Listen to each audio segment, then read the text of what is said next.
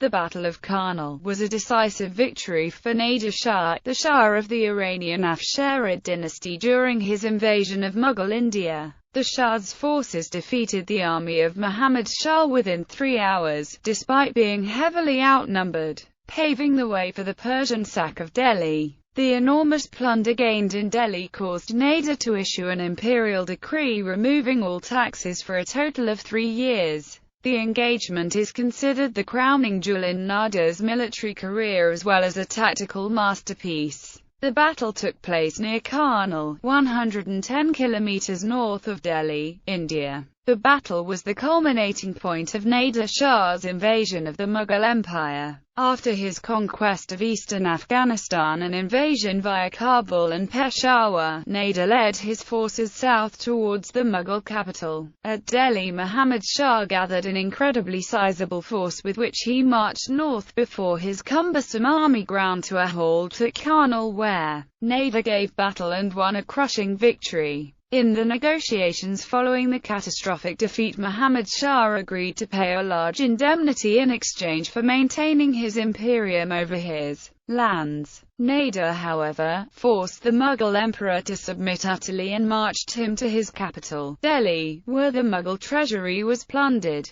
An uprising against Nader's soldiers by Delhi's citizens ended in a bloody massacre where the entire city was sacked and looted. The Persian army soon after departed, leaving behind 30,000 dead. Muhammad Shah was also forced to concede all his lands west of the Indus, which were annexed by Nader Shah. As a result of the overwhelming defeat of the Mughal Empire at Karnal, the already declining Mughal dynasty was critically weakened to such an extent as to hasten its demise. It is also possible that without the ruinous effects of Nader's invasion of India, European colonial takeover of the Indian subcontinent would have come in a different form, or perhaps not at all. Nader's casus belli, a popular destination for the plethora of Afghan mercenaries and warlords which were defeated in Nader's numerous campaigns against the various polities in Afghanistan, were the northern border areas of the Mughal Empire. Nader had sent a number of requests to the local governors and statesmen of northern India requesting that these fugitives be captured and handed over to him. In the aftermath of his conquest of Afghanistan, Nader was seeking a pretext for invading the Mughal Empire. Naturally, he seized upon this opportunity to mask his invasion in the form of a hunt for the Afghan warriors who had found asylum in the rugged terrain of the northern Mughal realm. It is also noteworthy that Nader had been in contact with one of the main Mughal ministers, Nizam ul-Mulk, who some at the time accused of treachery against the Mughal emperor. Whilst it is possible that Nizam ul-Mulk did in fact provoke Nader's invasion of the Mughal Empire, it remains an implausible conjecture. Whether or not the Mughal Empire could have diffused the situation diplomatically is still a matter of discussion.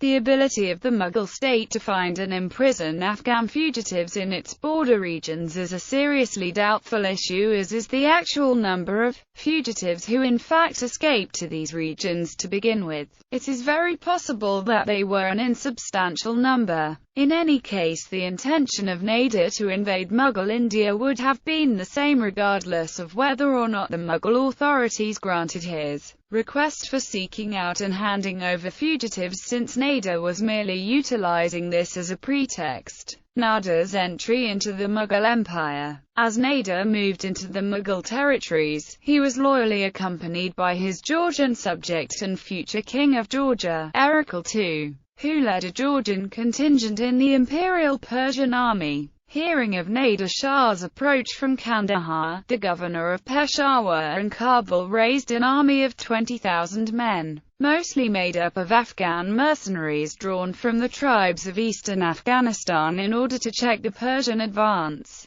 The position that had been chosen to resist the Persian army could scarcely have been better selected, as through the narrow pass of Khyber only a small column of men could hope to march, and any deployment into fighting formations would be an impossibility. Nader, being convinced of the futility of a head-on struggle, instead opted for a more refined approach. A local guide informed him of a difficult yet traversable path running parallel to that of Khyber called the Pass of Chachubi. Setting out on November 26 from near Jalalabad, the Persian army arrived at Barikab, where Nader divided his army, leaving Mortaza Mirza behind with the bulk of the forces at his disposal and sending forth 12,000 men to the Khyber Pass under Nasrallah Ali, whilst he gathered 10,000 chosen light cavalry under his direct command. Beginning an epic flank march of over 80 kilometers through some of the most unnavigable terrain in Asia, Nader reached Ali Masjid, whence the 10,000 curved their route of march northwards and onto the eastern end of the Khyber Pass. The abrupt emergence of a strong body of cavalry in their rear caught the governor's forces in a difficult position, though they managed to resist for a short while before Nader's light cavalry routed them entirely. Thus the path to the northlands of the Mughal Empire was cleared, and the main body of the Imperial Persian army could march into the Mughal interior. On 16 November 1739, Nader marched his advance guard out of Peshawar heading south towards Sindh River in Punjab. Upon crossing the river, the Persian army fell upon the defenseless countryside on its way to Lahore, pillaging and burning as they went. The governor of Lahore began augmenting his battlements in the hope of resistance. Nader hastened his advance, attacked from an unexpected direction with such force that after a mere day had passed,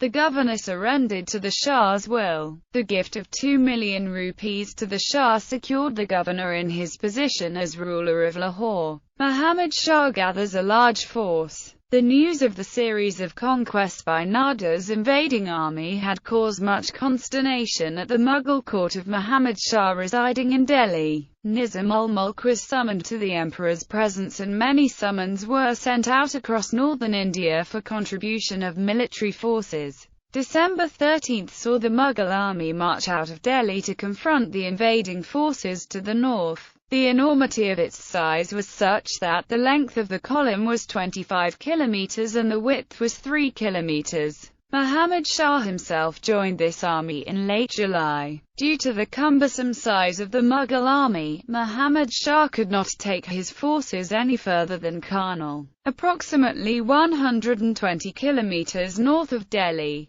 In total, Muhammad Shah commanded some 300,000 soldiers equipped with 3,000 guns along with 2,000 war elephants. Despite the overwhelming numbers at the Mughals' disposal, they suffered from obsolescent war material and antiquated tactical systems. Almost all of the guns in the army were far too large in caliber to be considered field artillery, as they were practically impossible to maneuver during battle and took such a long time to reload that they would have minimal effect even in cases of correct utilization. In contrast, most of Nader's artillery was lighter and much more maneuverable than their Mughal counterparts, as well as the Zamboaraks, which provided extra mobile firepower. In contrast to the Mughal army's infantry, all of the 20,000 Persian musketeers were uniformed, drilled and homogeneously organized. Although the 50,000 cavalry contingent in the Mughal army was of excellent quality, there was nothing to suggest a common and cohesive underlying military structure set out for their deployment and use. The Persian cavalry was composed of two parts: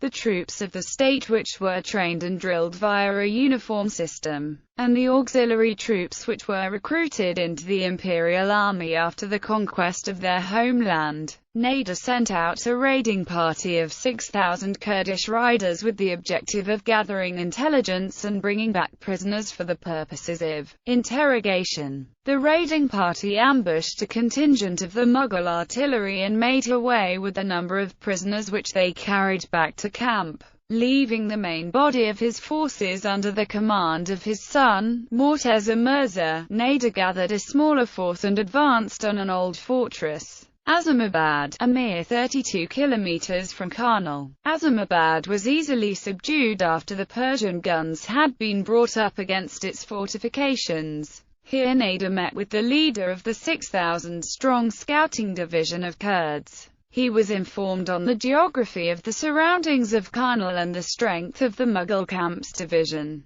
he decided to quietly position his forces far east of the Mughal camp and to draw Muhammad Shah into battle at place of his choosing.